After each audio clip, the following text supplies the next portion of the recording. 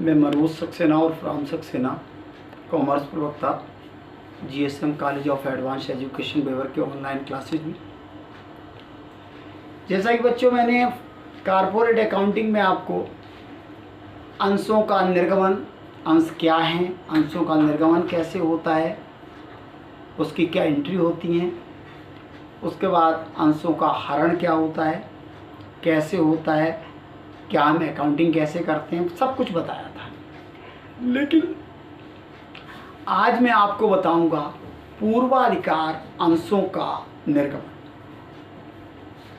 तो पूर्वाधिकार अंश क्या हैं, इनके निर्गमन संबंधी प्रावधान क्या हैं। तो सबसे पहले तो आप ये समझ लें, अंश दो प्रकार के होते हैं। मैं पिछले वीडियो में बता चुका हूँ कि फिर भी आज पुनः बता रहा हूँ कि दो प्रकार के होते हैं। एक तो होते हैं समतांश या साधारण अंश, दूसरे होते हैं पूर्वाधिकार अंश। इन्हें हम हिंदी में या दूसरे शब्दों में अधिमान अंश भी कहते हैं, लेकिन इंग्लिश में प्रेफरेंस शेयर्स ही कहे जाते हैं।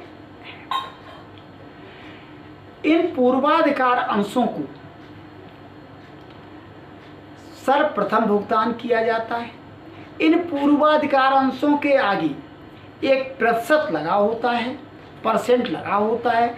उस निश्चित दर से इनको डिविडेंड यानी लाभांश दिया जाता है। उसके बाद जो शेष बचता है वो पूर्वाधिकार अंशों को देने के बाद जो कुछ भी शेष बचता है वो समतांशधारियों को दिया जाता है। तो पूर्वाधिकार अंश से आशय क्या है? ये भारतीय कंपनी अधिनियम संशोधित अधिनियम 2013, वैसे तो भारतीय कंपनी अधिनियम 1956 है, लेकिन 2013 में इसमें संशोधन किया गया।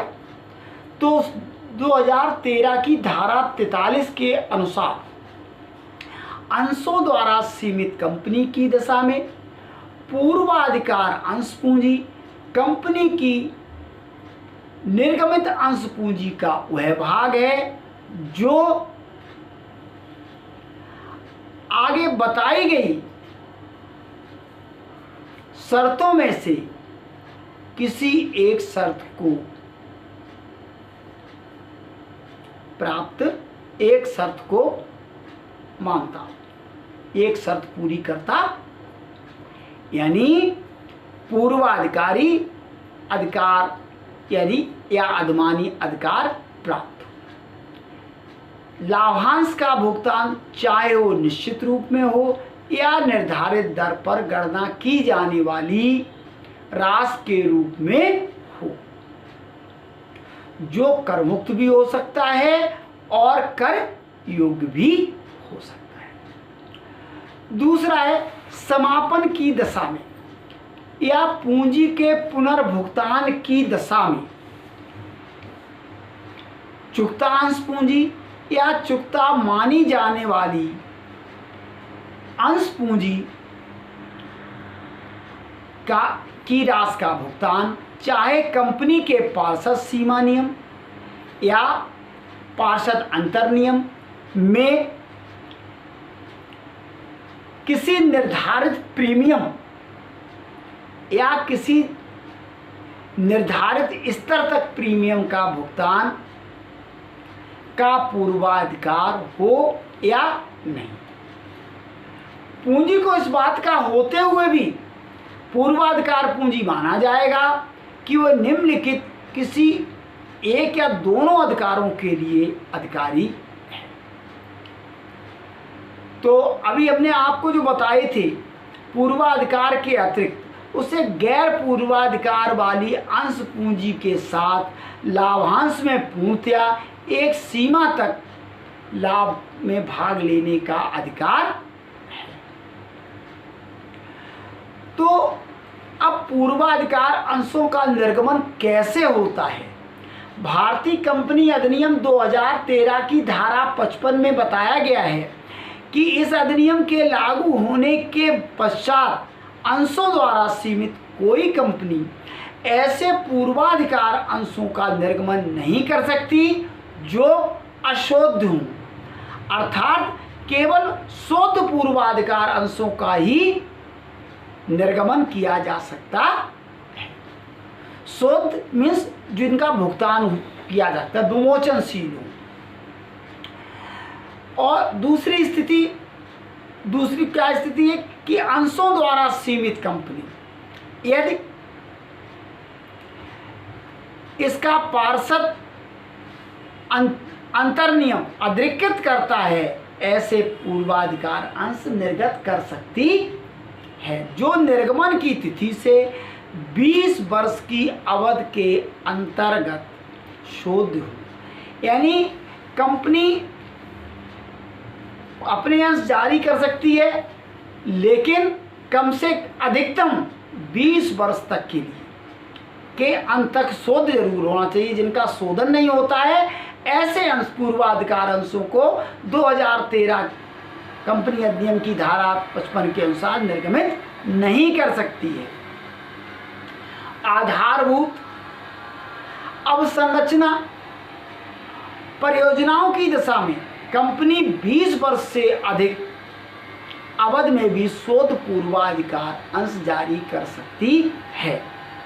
जब आधारभूत और अवसंरचना परियोजनाओं की दशा में अगर ये दशाएं नहीं है तो ये जारी 20 वर्ष से अधिक शोधन के लिए जारी नहीं कर सकती। लेकिन 20 वर्ष से तो अधिक कर सकती हैं, लेकिन 30 वर्ष से अधिक नहीं। यानी 20 से अधिक लेकिन मैक्सिमम 30 वर्ष तक की अवधि के लिए शोध पूर्वाधिकार अंश जारी कर सकती हैं आधारभूत और अवसंरचना वाली परियोजनाओं की दशा में कोई भी कंपनी। अब इसके प्रावधान क्या हैं? सबसे पहला प्रावधान है विशेष प्रस्ताव के द्वारा पारित। सबसे पहले कंपनी अपनी मीटिंग में पूर्वाधिकार अंशों के निर्गमन के लिए आवश्यक है कि कंपनी अपनी सामान्य सभा में इसके लिए विशेष प्रस्ताव पारित करे। बिना विशेष प्रस्ताव के कंपनी पूर्वाधिकार अंशों का निर्गमन नहीं कर सकती। भुगतान में चूक नहीं। अगला पॉइंट, पूर्वाधिकार अंशों में के किसी ऐसे निर्गमन के साथ पूर्वाधिकार अंशों के किसी ऐसे निर्गमन के समय कंपनी पूर्वाधिकार अंशों के शोधन या लाभांश के भुगतान में कोई डिफॉल्ट विद्यमान न हो। और तीसरा है पार्षद अंतर्नियम में विवरण।